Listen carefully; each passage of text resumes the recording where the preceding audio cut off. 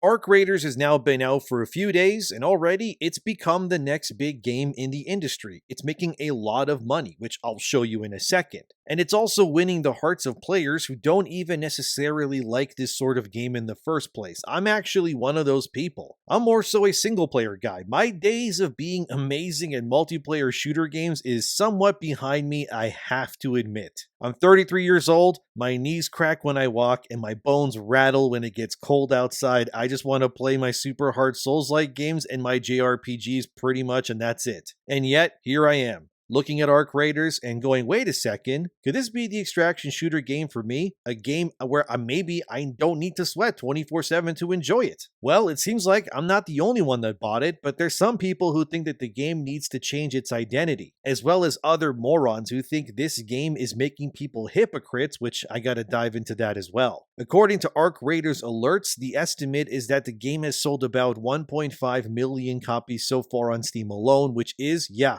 crazy. Once you include PlayStation and other platforms, yeah, that number is likely far higher than that too. So this means that Arc Raiders is likely already a mega success for Embark Studios. Again, another game that isn't full price, making AAA money in the industry. As I said in my other Arc Raider video, these sorts of games, if you ask me, they are the future of the industry. And I mean that. Cheaper made, cheaper to buy, and more specialized in what they actually offer. And it's working wonders clearly, and I mean that. But Arc Raiders is not without its problems. Of course, I also pointed out in my other video about it briefly, but I'll detail it here much further, that Arc Raiders character customization, as in its cosmetics and your actual character that you control that you make when you start the game up proper, is just frankly downright awful. I fully admit that. Of course, some morons thought that they had a gotcha, like the once relevant but no longer kind of funny. That's a gaming group that kicked out their best member years ago, and they have floundered in relevancy for years since. But one of their newer members of Kind of Funny, who is more so an employee and not a founding member, is Andy Cortez. Here's his Twitter page here. Andy, like I said, he didn't even start Kind of Funny, he was just brought on to replace people like Colin Moriarty, who again went on to make a far more successful version of what they're doing now, and for far cheaper by the way, called Last Stand Media. But according to Andy Cortez, if you disagree with how the game industry is pushing nonsense DEI slop into games, you're not allowed to technically play or enjoy Arc Raiders because it makes you a hypocrite. Here's what he said. Hey, have any of the grifters talked about how the characters in Arc Raiders are so multicultural and how none of them are overly sexual, or is the game too successful to bring any of that up? Let me know. And as you can see here, knowing that he wants to attack people like me or discredit me, I responded, because why not? Showing that actually, yes, I did talk about that in my video that recently came out. And he would know that if he researched things, but like always, he doesn't, because these people in Access Media really don't care about video games. Instead, most of them are just that. They're Access Media. Their entire relevancy, it depends on them getting those early access codes and the sponsors from these companies. Because without those things, nobody would watch what they even do in the first place, because they don't say or do anything remotely special. It is funny, however, that apparently you're not allowed to enjoy Arc Raiders if you're against, say, DI slop, even though, like I said back then, and I will say it again now, that is one of the big 2 or maybe even 3 big problems that are plaguing this game currently. And if you want more non-corporate backed content where I actually can speak my mind, unlike Andy Cortez here, consider liking this video, subscribing, or becoming a channel member for $3. It helps a lot, thank you, but Arc Raiders character customization is objectively terrible. I don't think there's really any defending that. Sure, some will say we'll bring up some outfit that coincidentally also costs real money that counters this argument. But the fact that you need to spend almost half the price of the base game for a skin that looks good kind of proves my point, and also ties into Arc Raiders' other big problem, which is its somewhat, let's be honest, gross monetization. But there's no defending Arc Raiders' character default customization. The options given to you as a player are frankly just abysmal.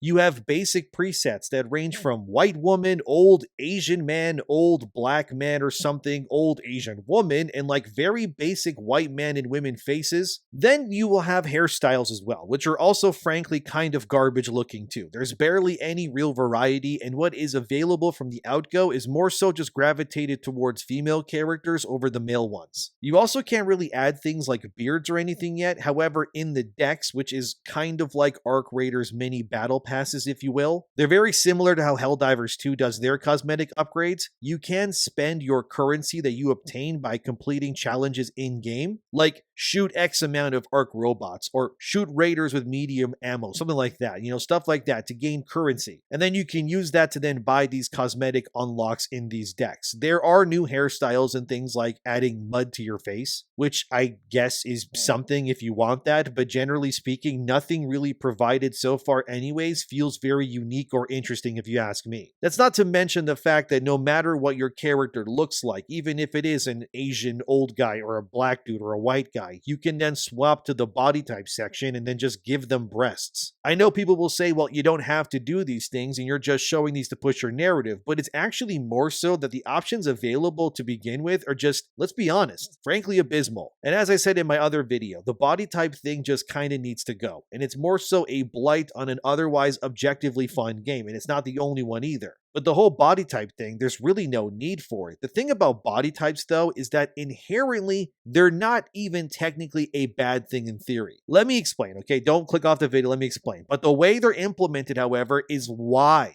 they get so much public disdain. You see, what games should be doing is give you options via gender. Is your character male or are they female? So you pick one of these, and then in like other games, for example, they will give you preset body types. Dark Souls does this, for example, too. Do you want to be skinny? Do you want to be muscular? Do you want to be fat or curvy, tall, etc.? Those should be your, in theory, body type options. But by lumping the body types and the gender and all of that into a single option, that feels useless and downright condescending if you ask me. Because maybe people don't agree with me, but I think that your body type is not your gender. There are plenty of men that are watching this video right now who are very skinny. There are also men watching this who have a lot of muscles, or there are guys who are watching this that are more heavy set. And there's also women who watch my videos because my analytics tell me that ladies do that, but even then, I guarantee you that the women who are watching this are also skinny, they're curvy, they're muscular, anything else. There's nothing wrong with any of these body types, mind you. But can we agree that your body type and your gender are completely different things and they're not the same? The reason why they do this is simple, because DEI initiatives which give grants of money to these companies demand that these games push these things to normalize them. And it's never not stupid. Do I think it's enough to make you walk away from a game entirely like Arc Raiders? Personally, no. But for some, any semblance of, say, DEI is enough for them to never want to touch a game at all, which is why, in my opinion, you are objectively shooting your game in both feet by even implementing or honestly catering to this sort of idea at all in the first place. And let's be real, when it comes to games that are live service in a sense, think Fortnite, Call of Duty, Destiny, even Arc Raiders now, or I guess even Helldivers, the continued support of the community in buying those outfits and wanting to customize their characters, those all hinge on the game developers being able to create things that people actively want to pursue, and especially, and this is key,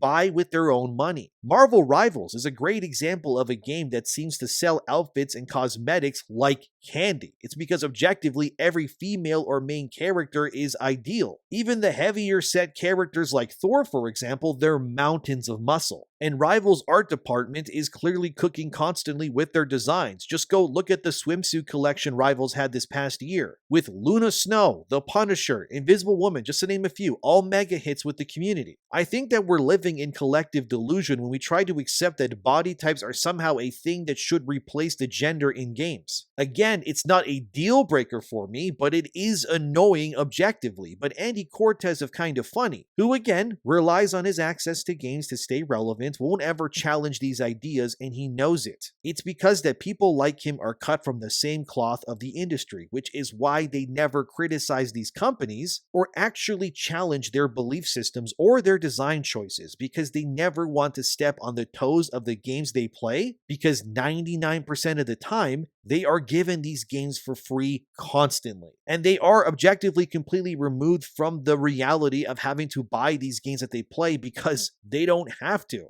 And Andy knows that he can't challenge Embark Studios on their body types or how ugly their characters are because he proves it in his own tweet. Notice there, which I highlighted, that Andy still, despite knowing what he's looking at is objectively bad, he cannot allow himself to even type that and then hit tweet. He has to call the abomination, which is body types, diverse and multicultural and not overtly sexual, because again, he's tied up in that corporate red tape constantly. The guy can't even get his gotcha out correctly because he has to use coded language to protect Kinda Funny's public image in the name of other companies. It's ridiculous. And again, it's hilarious that he calls other people grifters when he is directly funded by these companies to push their products, only talk positively about them, and never call out these companies for their real issues besides maybe minor grievances here or there. Why do you think you've never seen Kinda Funny, Second Wind, or any of these other channels that are all born from gaming journalist primordial goop actually talking about how games such as Kill the Justice League or Dustborn or Veilguard, they push the DI and the body types and whatnot slap upon the players, and how these games and many more objectively ruined their legacy franchises or burned any momentum that they had to begin with, like say Dustborn? It's because these types, in my opinion, the real grifters, will never bring these things up because again, their access depends on them never speaking or pointing these things out. They're kind of more like news broadcasters. They're just kind of reading the news that has been okayed by the higher-ups, never really able to actually challenge the narrative because their employment and their relevancy depends on said narrative staying consistent and intact. But when people do come out, like myself and others, and say, hey, Arc Raiders having body types is pretty stupid, don't you think? And why does every character option when you start objectively just look terrible, suddenly now it's a problem? Like, we're not allowed to criticize or voice our concerns on the games that we bought, which Andy, by the way, definitely didn't. I guarantee you that they got Arc Raiders for free like everything else. I think especially if you pay for anything in this world with your own money, you absolutely should have every right to speak on it, no matter what it is. You go somewhere, you buy a burger, it comes out lukewarm or it's gross, it's missing things, doesn't matter. If you didn't cook that burger yourself, you have every right to take it back and say, hey, this is garbage, I want a refund. And no, you're not a bigot for saying that. This mentality that you're not allowed to speak on games if you're either in access media or actively working on games is why there is such a continued divide between the player base and the people who are meant to cover them, because they want to make you believe that you somehow have no power, when in actuality, everyone watching this video, you actually have all of the power, by the way. Because remind me how many millions of dollars the industry lost these last couple of years because people voiced their opinions or just didn't buy games they didn't want. It's the typical tyrannical gaslighting tactic. Make the people believe they have no power so that they don't overthrow you. Andy can't do anything to any of you. Just look at the guy. He's built like a child, for crying out loud. But these people can't do anything to you even if they really wanted to, and they'll never speak out against video games that have any problems because if they do, they won't get sent the next one for free. So, full disclosure, I bought Arc Raiders with my own money so that I could review it for this channel, so I am not beholden to some weird monolith in terms of what I can or cannot say about it. I think objectively the character customization and gender options in this game are bad, and I do think it's something that they should fix. Now, the actual gameplay is fine. The loop is fun, but unfortunately for these sorts of games, they live and die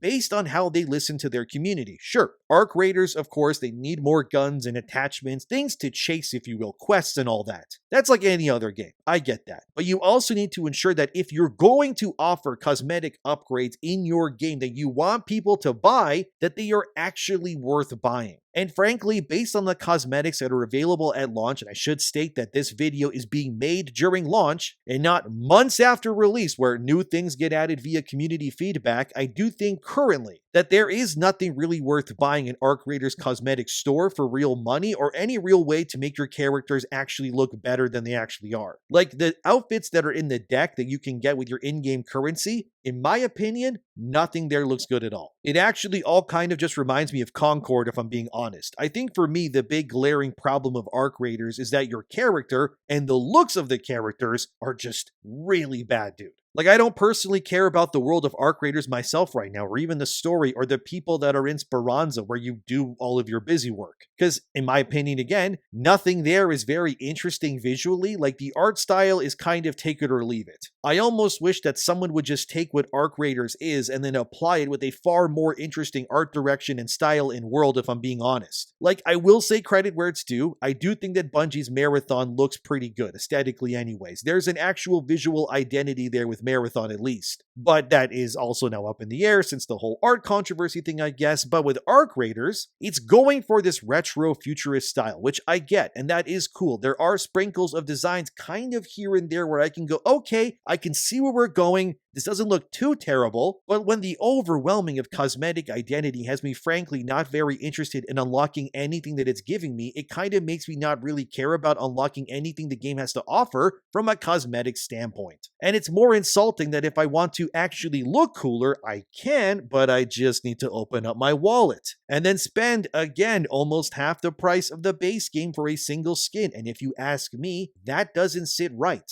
But that's where the other big problem with Arc Raiders is, which is its monetization. We all know that companies can get hell-bent on this sort of thing, and frankly, the monetization can make or break these sorts of games very quickly. Now, granted, we're not currently sitting in a situation where Arc Raiders is selling, for example, as seen here, an $80 King Kong glove in like Call of Duty, which is real, by the way. Activision pushed that a while back. But I still think spending $20 in-game on Arc Raiders and getting something that just doesn't look that great, it's not a good feeling either. It just kind of gives me the feeling that the game is deliberately designed to push you towards microtransactions in order to hide the travesties you're able to create in this game. And even when you do make characters that just look kind of normal, I guess, they look boring. Like, there's nothing unique about them. Like, the coolest looking character, in my opinion, in Arc Raiders is this robot guy that you're seeing on screen here, because it's a robot with sunglasses and a cool jacket. Remind me again why I can't play a cool, weird robot character, and why I have to look like either a grandpa or I'm even allowed to put boobs on my guy who's allowed to wear pigtails. Like, how does this even make sense in the world of this game? It just kind of gives me, I don't know, Saints Row vibes, which I assume Arc Raiders is definitely not trying to go for. But unfortunately, that's kind of what their character customization just feels like to me. But again, kind of funny and Andy, like usual, they won't point these things out even if they hate it, because God forbid they actually speak for the players for once in their entire careers. When was the last time you saw Kind of Funny push back against the industry in a big way? But how many times have you seen them do a sponsored stream for some slop game? Way too many times. Gee, I wonder why. It's almost as if they benefit from staying in their place despite plateauing in growth. But I'm the grifter apparently, because for one, none of these companies pay me a dime, and two, I actually speak my mind on games without fear. But can you say the same for Kind of Funny? Of course not. They'd rather allow that Tim Geddes guy openly talk about how he wants to sleep with young Disney princesses. And hilariously, if you look up their videos on their channel, all their most watched videos, which I have to blur because of their thumbnails, have nothing to do with games in the first place. And instead, they all have risky, clickbait, very anti-DEI, if you will, thumbnails, and funnily enough, none of those videos presented there were when Andy Cortez was even at Kind of Funny either, so he can't even claim that he had a hand in their most successful videos at all. Nothing. Like, genuinely, why would I listen to people who push back against players like this? Arc Raiders has their problems, objectively so. It doesn't mean the game isn't fun, because yes, it is, but if we're not allowed to speak on the games that we buy, what's the point? How do we make things better? I think objectively, if you compare 2025's releases to 2020 to say 2024, 2025 has been a better year for games overall. Yes, there's still been slop, I know, I admit that, but overall, there has been a lot of good games that have been, in case you haven't been noticing, sort of just pushing this slop to the side and succeeding, and that is a good thing, a net positive for the industry as a whole. But I think if all I spoke about were the positives in gaming and I blinded myself, we would be genuinely just swimming in sludge to our necks right now with how bad things could have become if I just never talked about all of these games that are pushing all of this nonsense. That, by the way, they wanted to make those things a norm and now they're not, because why? The player spoke out. Wow, seems like you have more power than they say you do, really. Like, I don't consider myself negative simply because I point things out. It's not bad to do that. I'm not even saying in this video, nor in my other Arc Raiders video, that the game is somehow bad. bad. It's objectively a good game that is fun to play. I find its actual reward systems like gaining the loot, building up your workstations, and the hilarious encounters that I've had myself with other players to be fun. Like I had an encounter where I opened up the elevator and a guy came running out of nowhere screaming for me to wait for him. And I was like, all right, cool. I let him in. The dude literally started crying, like legitimately, because he was so thankful I waited. I guess he had really good items on him or something. And I had another guy save me because I just started a run and immediately I ran into multiple robots just trying to end me. And then this random guy just flat out saves me out of nowhere. And then he just dropped some slurs and then he just ran away into the distance, never to be seen again. It was funny.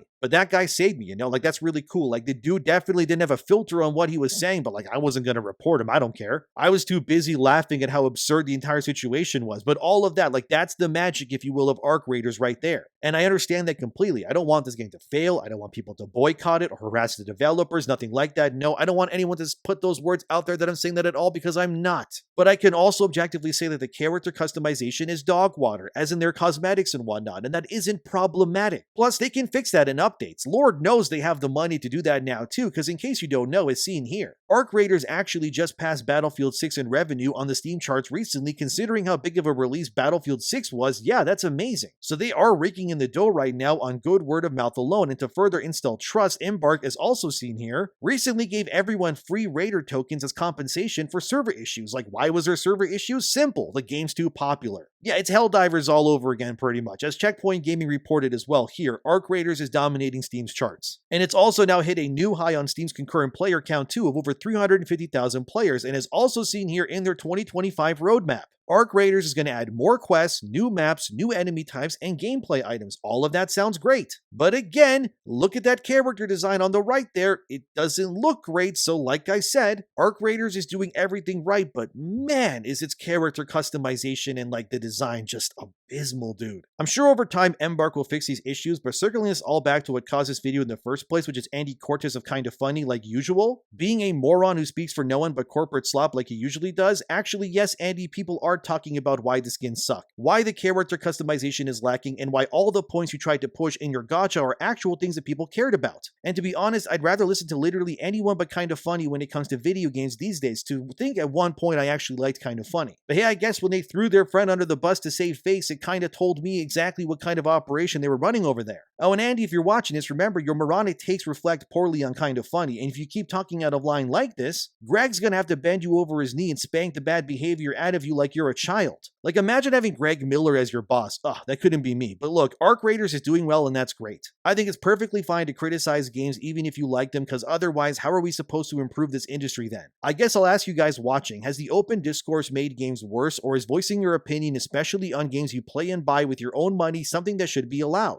Do you believe that Arc Raiders character customization is fine on a cosmetic level, or do they need to improve it, and who are the real grifters? The people paid to protect the status quo at any cost, or the new age media like yours truly who really isn't tied down by corporate nonsense? I'd be interested to hear what you all have to say. But I think Arc Raiders is a fun game. I do think it has a bright future ahead of it, but it does have problems, and Embark also needs to realize it looks pretty bad when your $50 Canadian game has $20 skins in it, dude. It just feels wrong, man. If the skins were maybe like $5 to $10 max, I would have a much easier time being okay with these sorts of things, but the way monetization is going in games these days, it seems like it doesn't matter if they're full price, half price, or free to play. They all just charge insane prices for things you would normally just unlock in games in years past. I just miss how games used to be, but anyways, that's what I got for you today. Thanks for watching, subscribe, have a wonderful day, and Kinda Funny sucks. But you don't need me to tell you about that, cause they already know it.